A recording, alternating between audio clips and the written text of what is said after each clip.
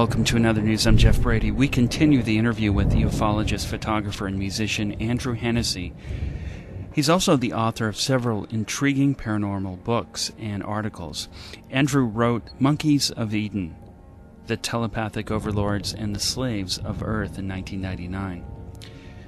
Welcome to another news. I'm Jeff Brady. We continue the interview with ufologist, photographer, and musician Andrew Hennessey. He's also the author of several intriguing paranormal books and articles. Andrew wrote Monkeys of Eden, The Telepathic Overlords, and The Slaves of Earth in 1999. It sounds like it could be science fiction. However, it wasn't meant to be. Andrew has chronicled some of his most extraordinary experiences growing up in Scotland and interacting with individuals who are not as they seem. The Scottish landscape of looming stone castles on cliffs and dark skies is a fitting background for stories of the strange and unusual. We also talk more about the concept of telepathic overlords controlling the rest of the human population who are not telepathic and have their psychic and emotional energy harvested. Andrew Hennessey, welcome back to Another News. Hi. Well, in this second hour, I wanted to get into some of the material in the book, Monkeys of Eden. You know, it could be looked at as a bit depressing, or it could be empowering. It depends on your perspective. In the last hour, it was referenced that in past guest Dr. Carmen Bolter's research, she pointed out how priests and or initiates of the ancient dynasties in Egypt had 360 senses. They could hear color and see sound, which is known as synesthesia. The implication here is their genetic structure was fully functional. We spoke briefly about your assertions in your book, Monkeys of Eden, The Telepathic Overlords, and The Slaves of Earth, that there are those who live among us, very few in fact, that appear and act human, but have the secret ability of telepathy. This is a result of the full expression of their genetic structure, whereas most humans have many aspects of their DNA turned off. I'm not sure, but could this be what's now termed as junk DNA? In one passage of your book, you wrote, "The human race is a pig farm.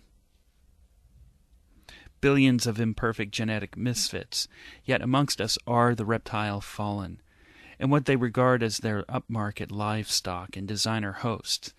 The alien Aryans, comprising approximately 6 to 12% of the population, both of these species are masters, whose genetics are fully functional and who have complete telepathy." Well, Andrew, can you tell listeners why you wrote Monkeys of Eden, and what was your influence at the time? Well, Monkeys of Eden, I have said that Monkeys of Eden, written in the late 1990s, was my attempt to rationalize or try to make sense of certain injustices, obvious injustices that were taking place in the world, including to myself, of course.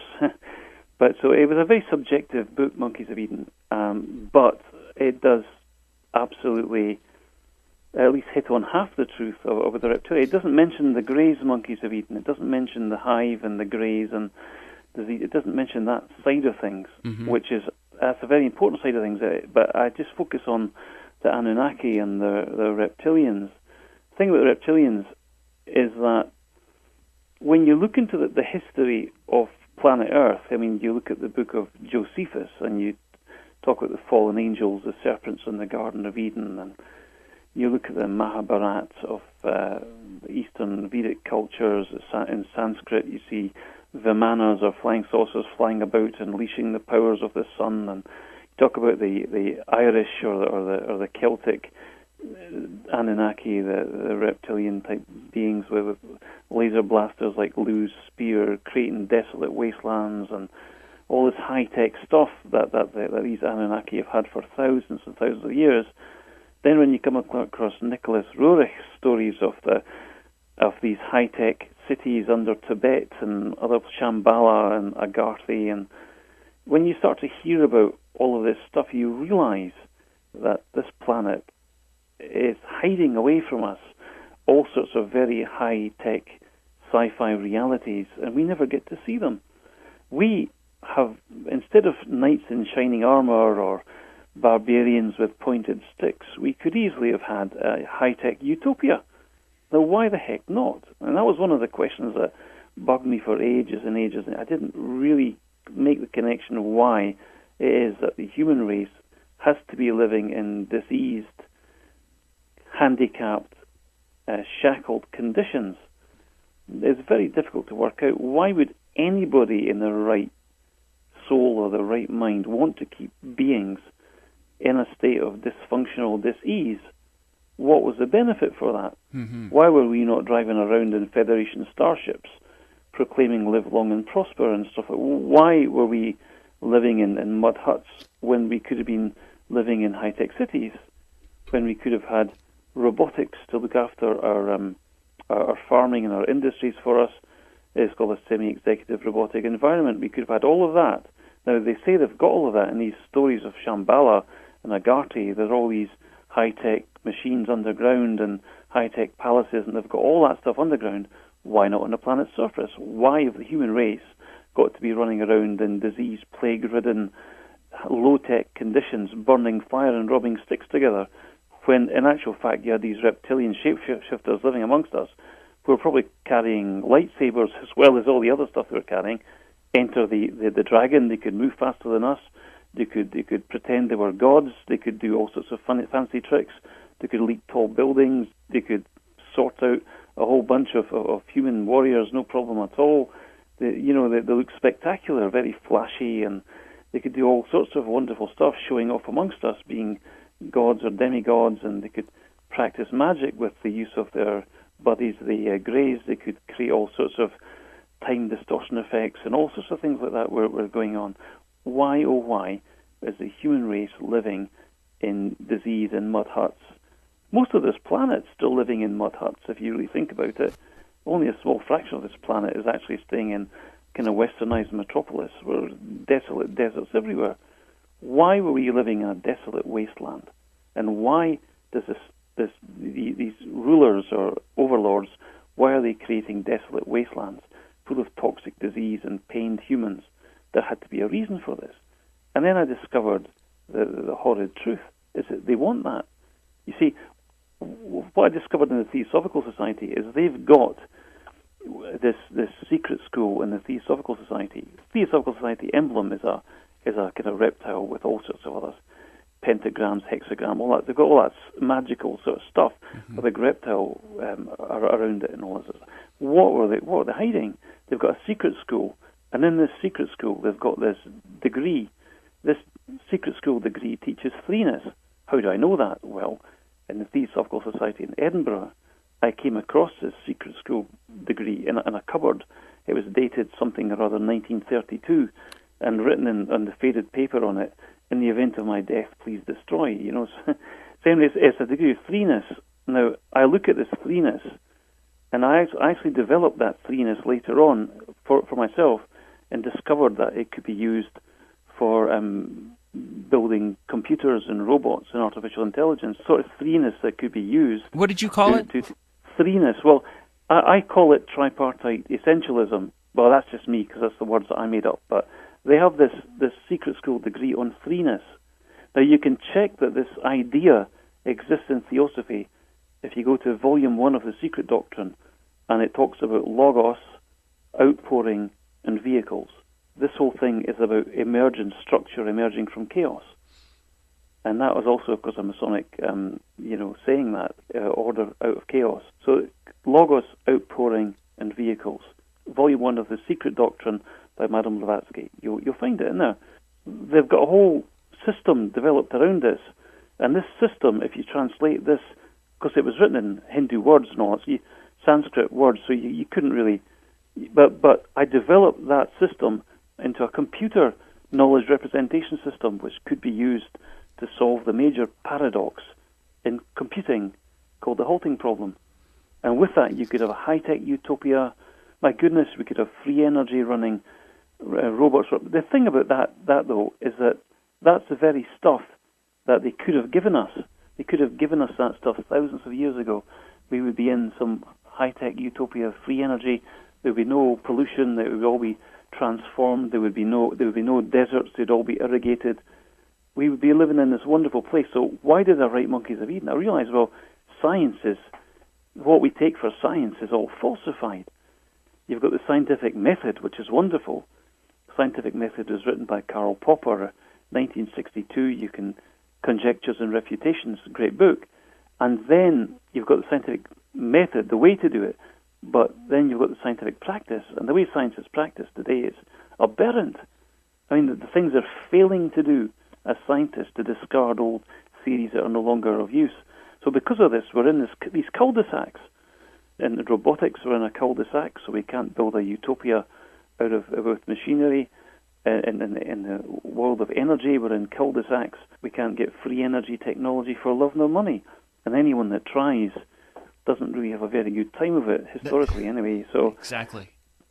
So why do the right monkeys of Eden? Well, we realize that the reptiles are in charge, and they want us in this disease, in this primitive disease. They want us there. Why? Is because I believe that they, like their buddies, the Greys, are mining our souls out for the life force, in essence, that comes from the suffering. Is there a benefit in knowing some of these concepts? Because for some people, it might be a little depressing.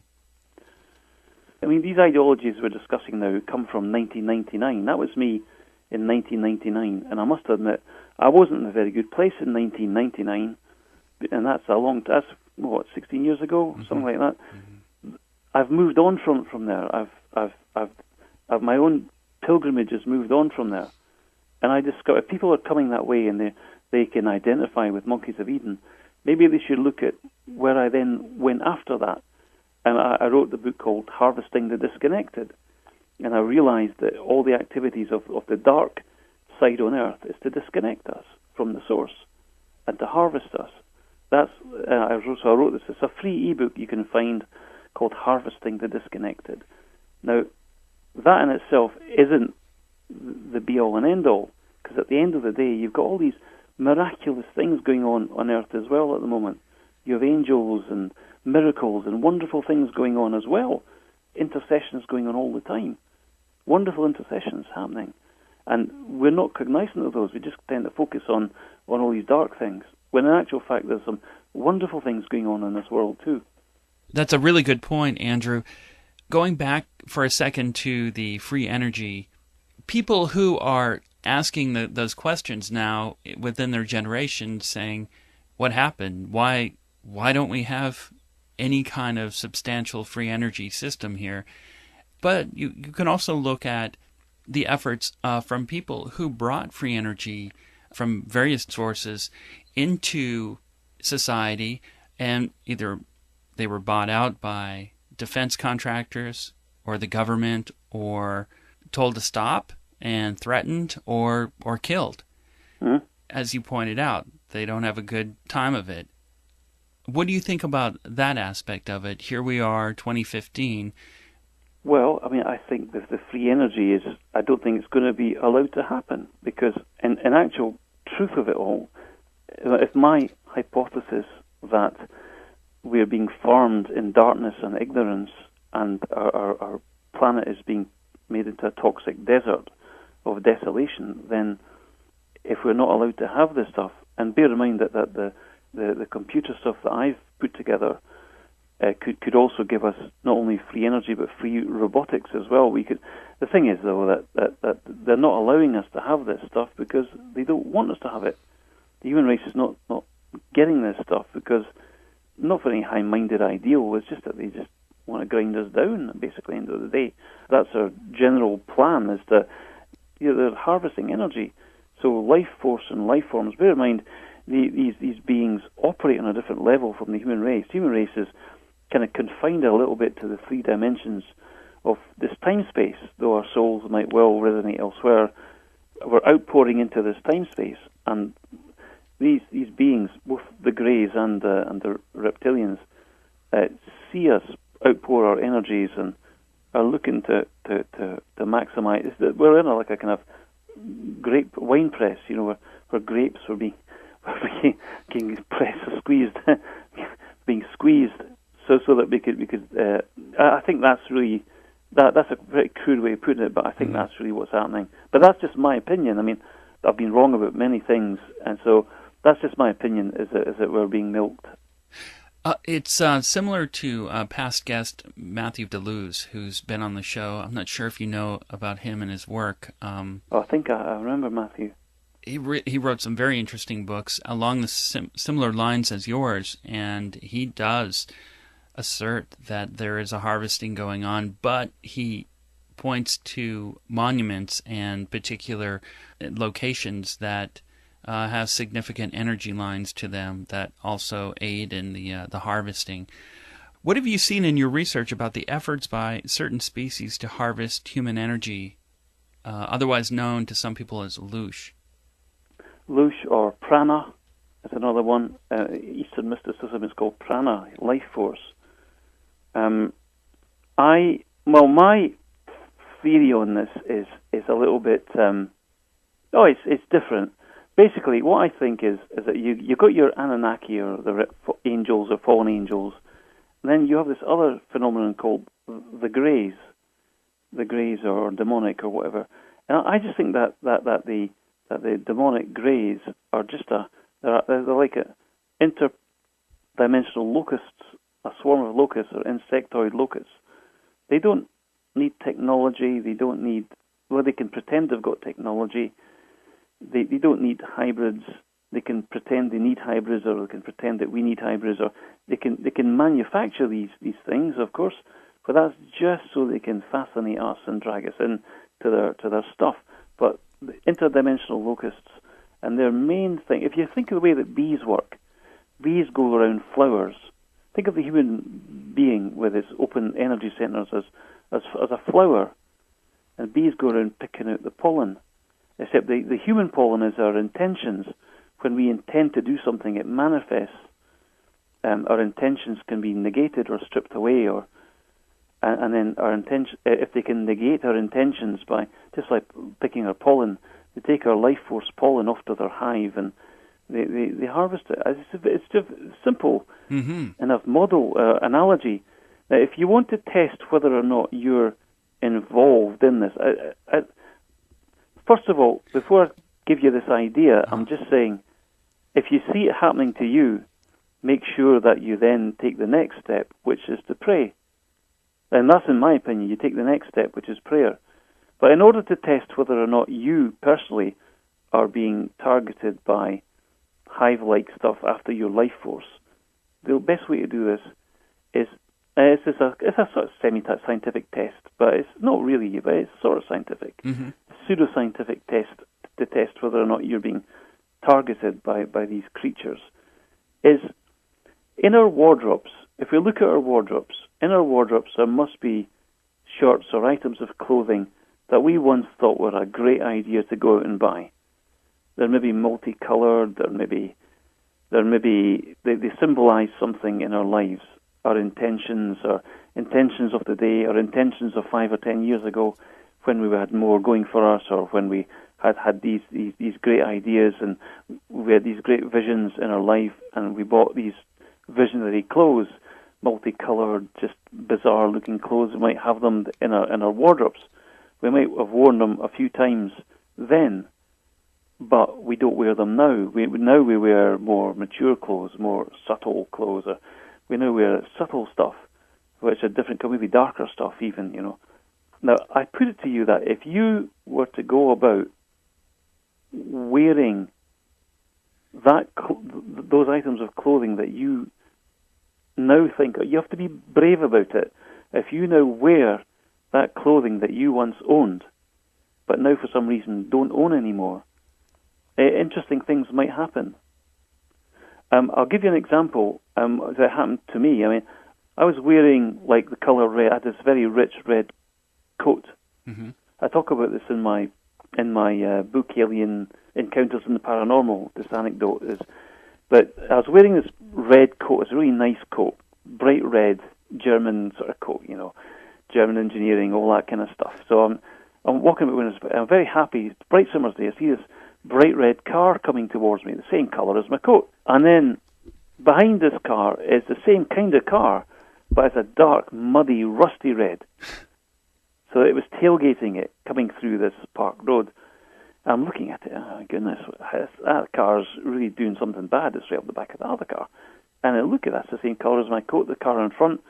And then as the two cars got to me and they got past, I see it's as if someone had taken the red of that car and had splashed a bucket of that red-coloured paint over the hood of the car behind it. Mm-hmm. It just looked like the contrast was that bright red on dark, rusty, muddy nonsense. Mm-hmm. I just thought, there's no way anybody could possibly have done, not a chance. And as soon as I realized that the goodness of that colour of red that I was owning was being transferred down market onto something dark and muddy, as soon as I realized that was an absurd thing, a strange and absurd thing, as soon as I said, no way, the rusty, old, muddy red car with the bright red paint splash on it stopped immediately and put on its flashing hazard warning lights. It's as if I'd interrupted a subroutine in the Matrix. Interesting. Very few may pay attention to that level of detail. I remember you pointed something similar out in Monkeys of Eden, and if you're working on a piece of music and you're very proud of it, that idea is just sympathetic resonance. I mean, the ideas float out there. But what I'm talking about is if you guys were to wear clothing you used to really like mm-hmm. and no longer like, strange things you might, and unfortunately, I mean, unhappy things might happen to you if you wear these clothing, because if you try and take back your possession of that clothing, interesting things might happen. The other thing I also noticed is, supposing you were to wear a bright red T-shirt, you might find that the negation of that will appear around you, like green. You'll see lots of green things or dark green things, because the complementary colours negate each other. There's purple and yellow equals grey, black and white equals grey, red and green equals grey, orange and blue equals grey. So if you'll see the stuff trying to negate.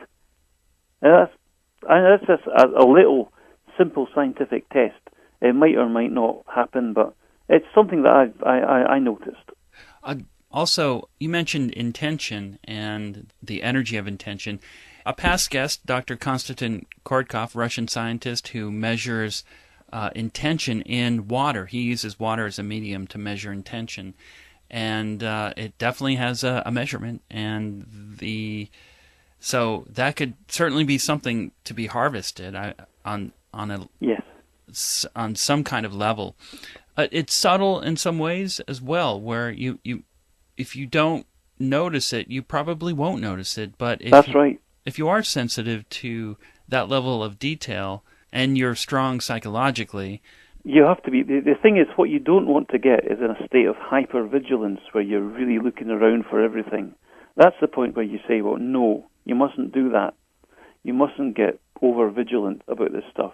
That's the thing that I realized, is that paying attention to it, you can notice it and verify it for yourself, but unless you put your mind into a higher state, and that is to pray, if you know, rather than be hyper-vigilant about it, you've got to ignore that stuff, because it will get in your face. There are abductees have contacted me saying, I've got dreams at night, I'm in a lab, and I'm seeing dark test tubes and all sorts of stuff.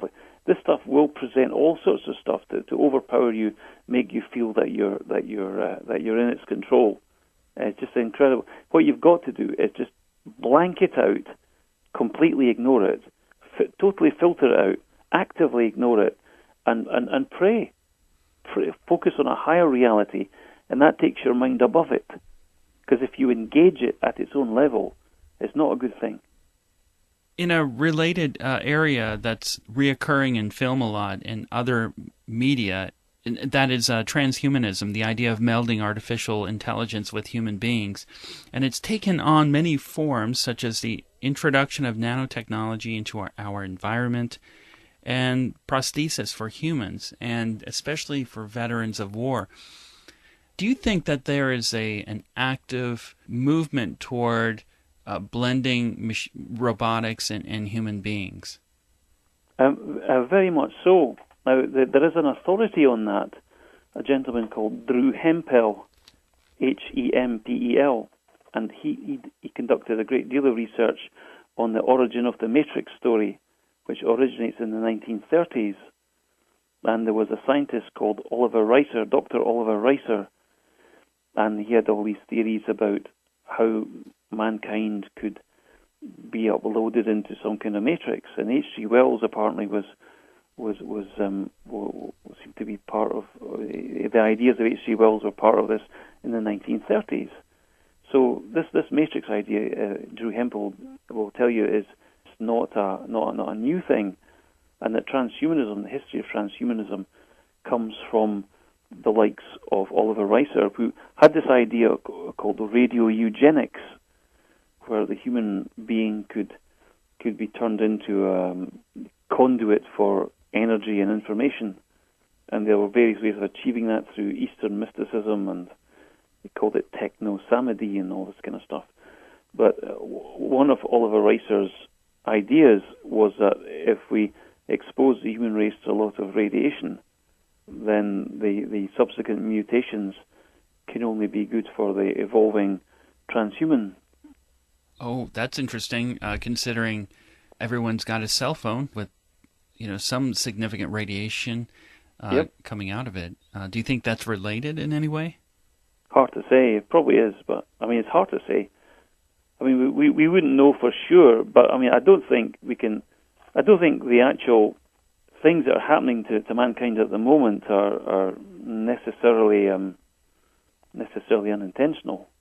If you want to test whether your cell phone is emitting too much radiation, what I'd do is I'd get the white of an egg in a glass jar, and I'd put your cell phone next to it while it was active, and see if the egg white turned white. Yes. And that would show a protein cooking.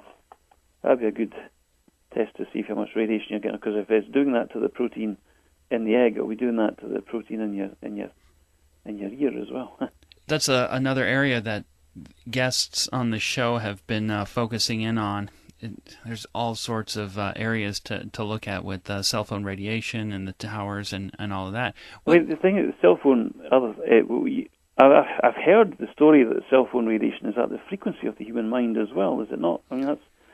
I've kind of heard that story somewhere. Yes, I've heard that. I'm curious about your take on the towers everywhere, the cell phone towers, because you often hear that, no, they're not just for cell phones. In fact, that's what people are told, that these panels and these masts that are erected on top of hills and right in cities and near homes and buildings, and they're camouflaged to look like trees, that there's something else going on. Have you followed up any of that research? Well, in the UK, it was something to do with, initially we were told it was to do with this project called Tetra, which is the military and emergency frequencies and stuff like that, to do with microwaves. And basically what had happened is that Uncle Sam had sold the British government, under the terms of the UK-USA agreement, a whole bunch of stuff that didn't really work. I'm not, good, God bless America and all that sort of thing, but apparently their stuff didn't work.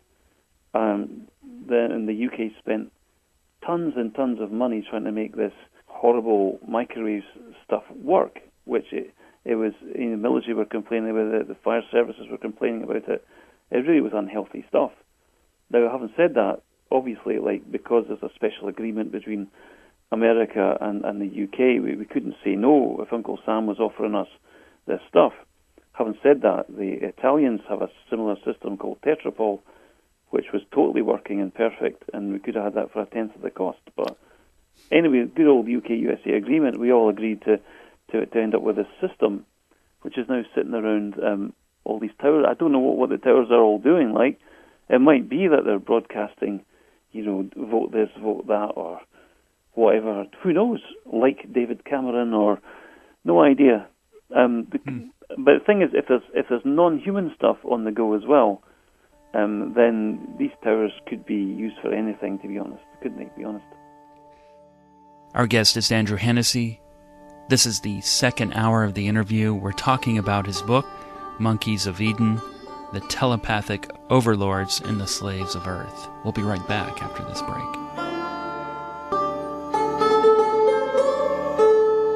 If you've tuned in just now, we're speaking with Andrew Hennessey. He's an author, musician, photographer, and ufologist. We're talking about his book, The Monkeys of Eden. A lot of people suspect that's the case here. They're called Gwen Towers, those particular towers that you're talking about with a military emergency broadcast utility. There are other towers. They're on rooftops here in New York City, everywhere. And, people are getting cooked slowly.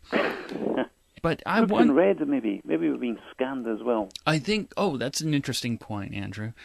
How does that fit in, like the harm that's being done to human beings with poison in the food, air, and water? How does that fit into the human livestock premise that you point out in? Well, I think that they're not interested in the sort of meat products. And a lot of people, you'll see this all over the internet that meat products. We're not. It's the Anunnaki came here to mine for gold. But I don't think it's a physical gold. They've got the technology to manufacture gold, so why do they need to mine it? If you look at, for instance, John Kenneth Hutchison's Tesla coil stuff with his Hutchison jellies and all that, of course, they can boil up a bunch of ingredients and manufacture most elements he wants. If you think about that in a highly controlled sci-fi lab, they could manufacture gold no problem at all. Just fusion, it's just not a problem. So they didn't need to come here and mine for gold when there must have been asteroids out there that were full of it as well. So I think the story that they came to mine for gold, I don't buy, but maybe not mine for physical gold, but to mine for other sorts of gold, like the gold of the soul.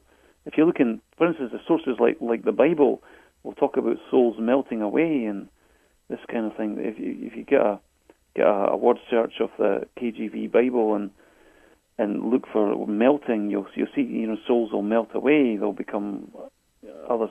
I mean, I think that they're here mining for prana or lusha or whatever you want to call it. I think that's what it's all about.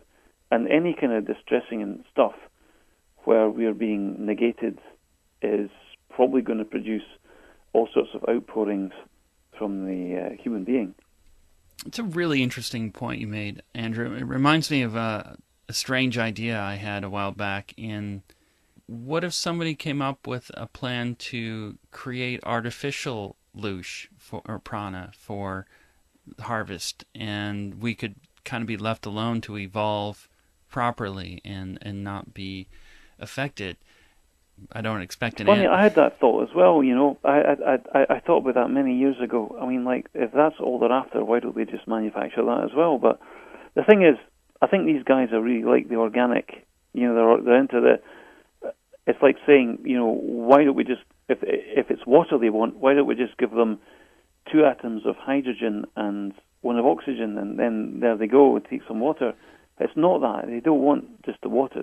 They want the extra additional tasty stuff in it, There's other bits that we add into it from our own, the stuff that we impact water with, or the organic notion of organic water. I mean, for instance, you often hear about the greys. You hear complaints of the greys coming and taking water from reservoirs in the UK, these black triangles hoovering up water from the Lake District and stuff like that. Oh, yes. There are stories of that. And you see, well, why do they go to that length to take water from planet Earth? When in fact there must be a million ice asteroids out there with billions more tons H2O than they could possibly want. But the truth is that all that water on Earth it's got all sorts of life force in it. It's very tasty. It's like a kind of malt whiskey. It's got all the other ingredients in it that give it that wee bit extra flavour. Maybe that's why they prefer organic loosh rather than the artificial stuff, because it doesn't have the same taste. Right. It might be that they need the nourishment from a specific source, and maybe that's the limit of their technology, where they can't produce the soul and or that soul energy that comes out of the soul.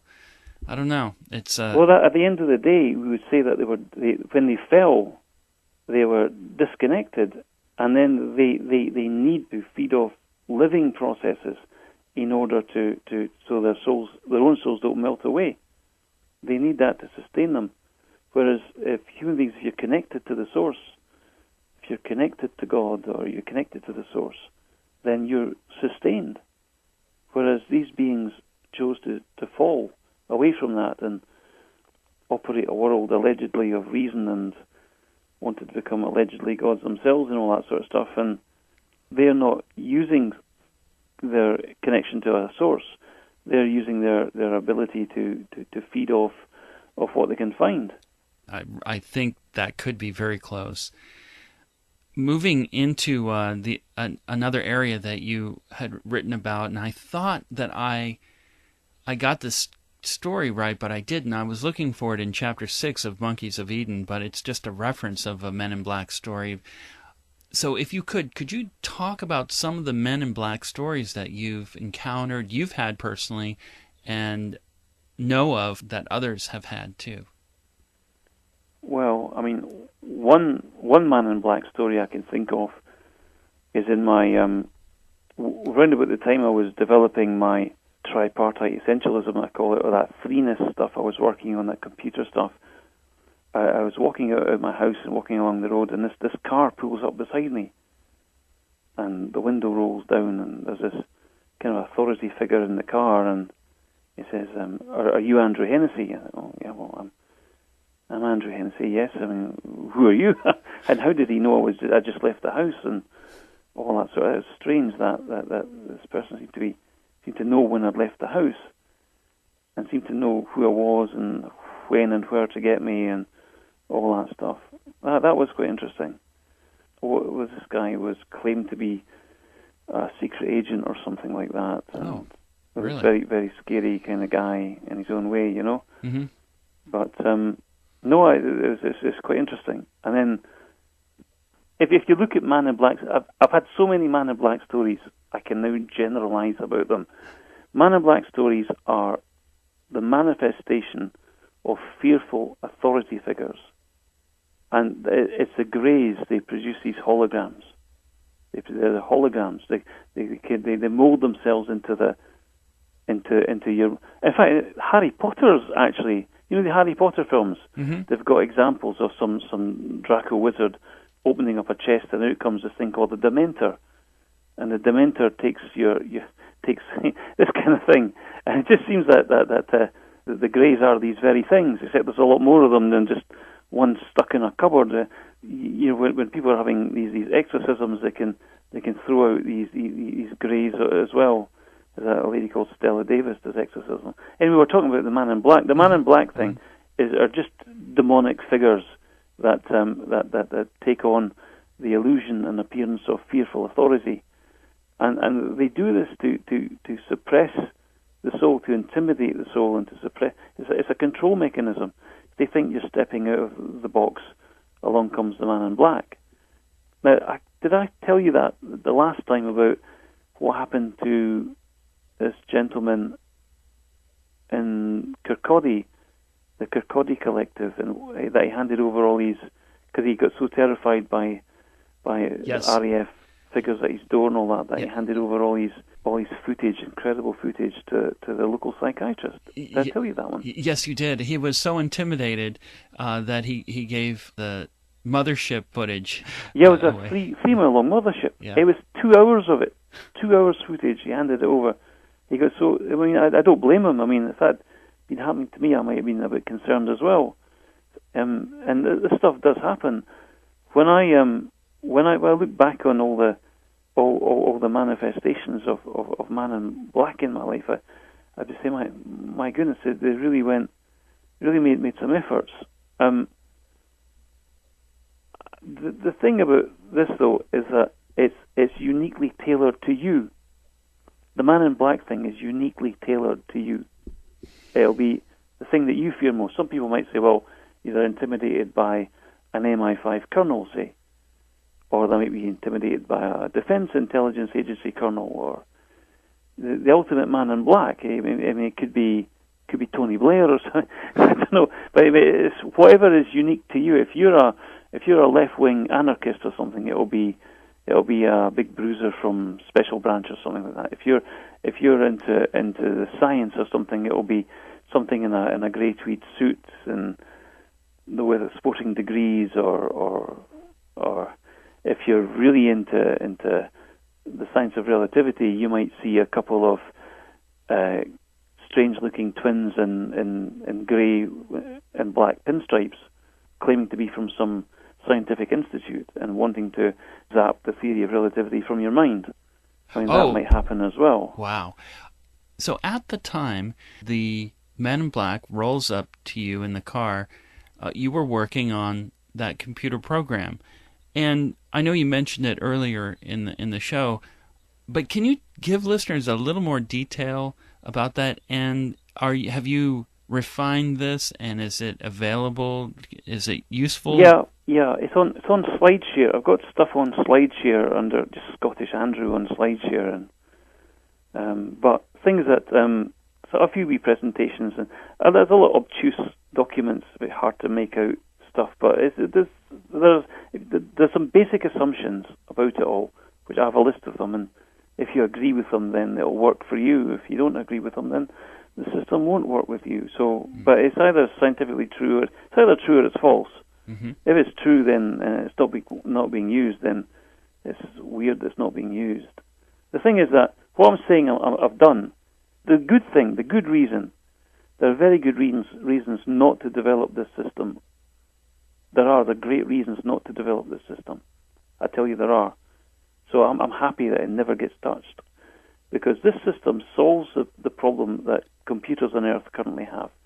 It's called the halting problem. Basically, if a computer is pondering infinity, it can't come to the end of its ponderings because it's got an infinity to contemplate. It can't come to anything specific because it's got infinity to process. Mm-hmm. And Turing calls that the halting problem.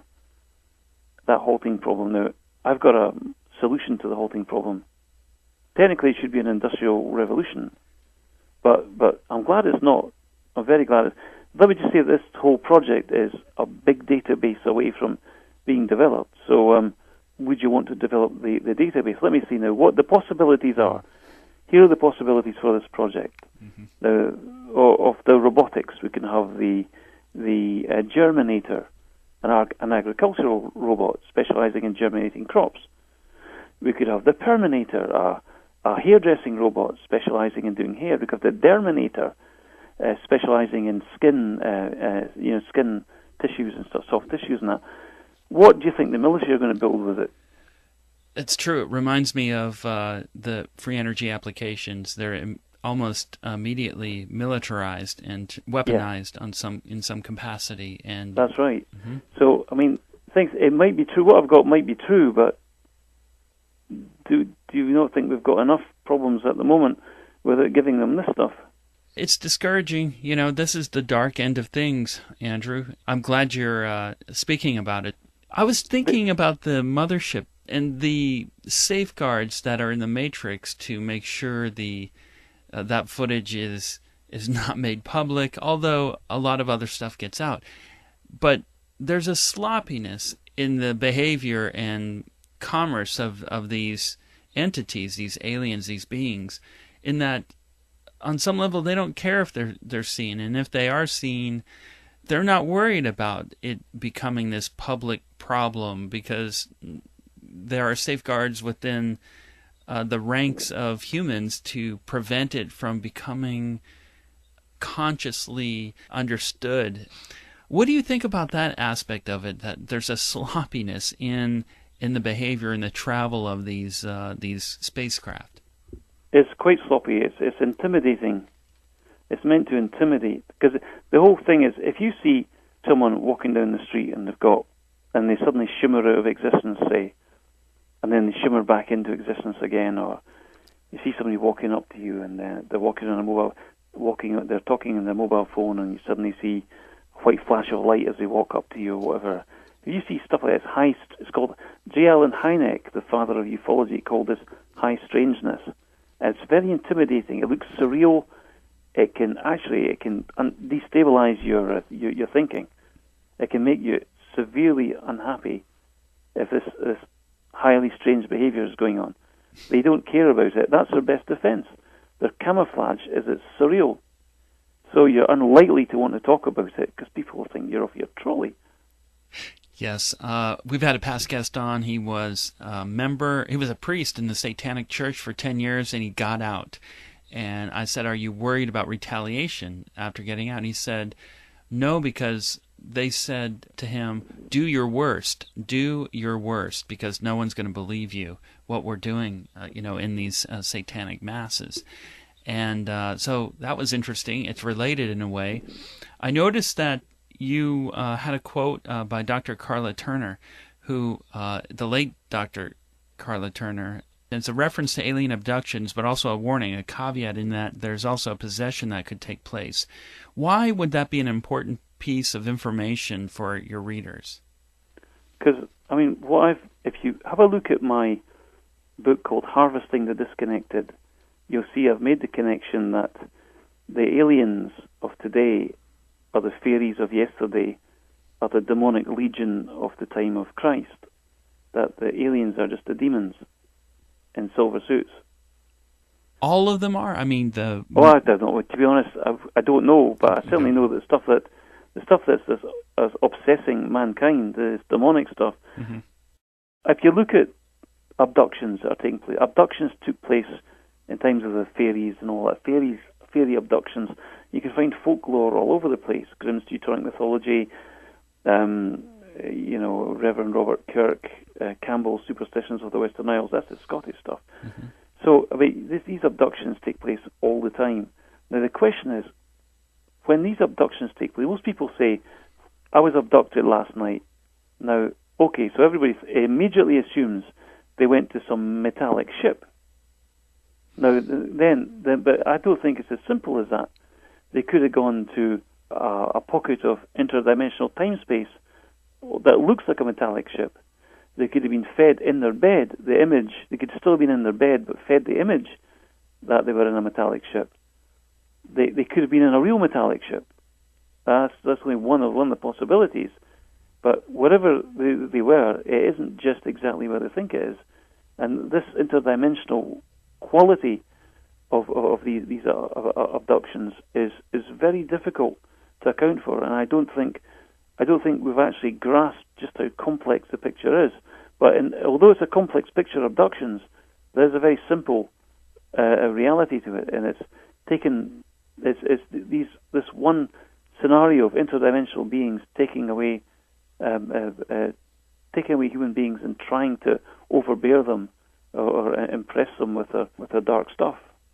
Yeah, it's interesting that you point this out, because there are a number of stories coming out now in the mainstream press in the United States and probably in the UK about the increase of exorcisms and possessions taking place in younger generations. They're being encouraged to meddle around with games that are similar to Ouija boards, where intention is being used. You're calling out to the spirit world. And so there's a little bit of that going on in terms of possession, but there's also a lot of exorcisms occurring, and you see that. I don't know why that's happening now. What are your thoughts? I think maybe things are starting to polarize now. The issues starting to look even more biblical. I mean, for a while it looked like it was federations, and it looked all very technical, and for a while you had angels in silver suits, and everyone was wearing silver suits, and the Federation live long and prosper, and all. Everything looked very, very humanesque, and all sorts of that our social intentions. It looked like the whole era of ufology was leading us to some kind of galactic federation idea. But in actual fact, what's starting to happen more and more, you hear more and more these stories of exorcisms, and there's a lady, a very special lady called Stella Davis, who wrote a Spiritual Warfare Lessons on Deliverance. She's a deliverance minister. We're not supposed to call her an exorcist because only priests can do exorcisms. But for being honest, if anybody can't do an exorcism that is a priest, they'll send them along to Stella, and Stella will. But in the meantime, though, I've discovered that the church might well be saying that very few exorcisms are actually needed. and that it's really just a medical issue that can be perfectly solved by a referral to a psychiatrist. And this at a time when exorcists and real spiritual guidance is needed, very much so. I think things have started to polarize, and you're seeing more and more demonic manifestations. This exorcist I'm talking about, this deliverance minister I'm talking about, Stella Davis, is casting out these demons, and they just look like greys, basically. See, that's interesting to me. I'll definitely look her up. That's one aspect of the species of aliens out there, and there are all different types. I mean, although there's a lot of mimicry with some of these gray species, and there are multiple gray species, so it's very difficult to get a handle on what's really going on. You referenced a Charles Fort in Alien Encounters in the Paranormal, the jellyfish UFO encounter in the Charles Fort's The Book of the Damned. And you wrote something interesting in that, quote, "It appears as if we're living at the bottom of an aerial sea."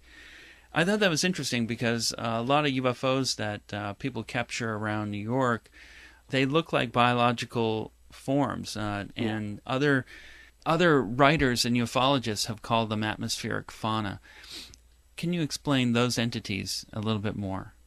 Yeah, I think to get exactly, if you've not seen these things that we're talking about, you could go to the International Space Station footage and look at the tether footage. They definitely look like biological forms. I've got jellyfish, and there's floating jellyfish, and there's actually this jellyfish. It suddenly folds up its tentacles and looks like a UFO. So there's all this stuff going on in our atmosphere. Now, what are these creatures? Well, why would jellyfish be floating in the air? Because they're not beholden to the forces of gravity. Why not? They look like biological forms, but you see, it might well be that these, because most biological forms that we're talking about, including the ones in deep space, have this process. The human form and biology on the planet Earth breathes in oxygen, and oxygen has got electrons, which it gives to the iron, and we've got an iron transport system in our blood, and so basically oxidation takes place in biology on Earth. It takes place by the use of oxygen. That's not to say that oxidation in life forms still continues. You can have a form of oxidation that's just electronic. Electro-oxidation, it's called.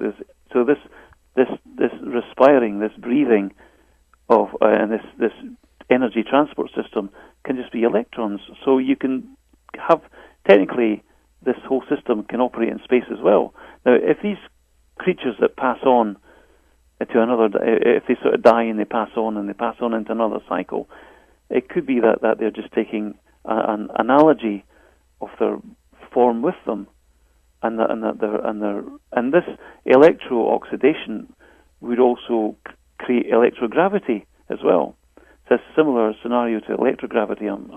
I'm guessing, of course, but yes. It looks like it's electrogravity, that they're floating because they're producing slight anti-gravity effects because of all the electrons that are moving about in their body.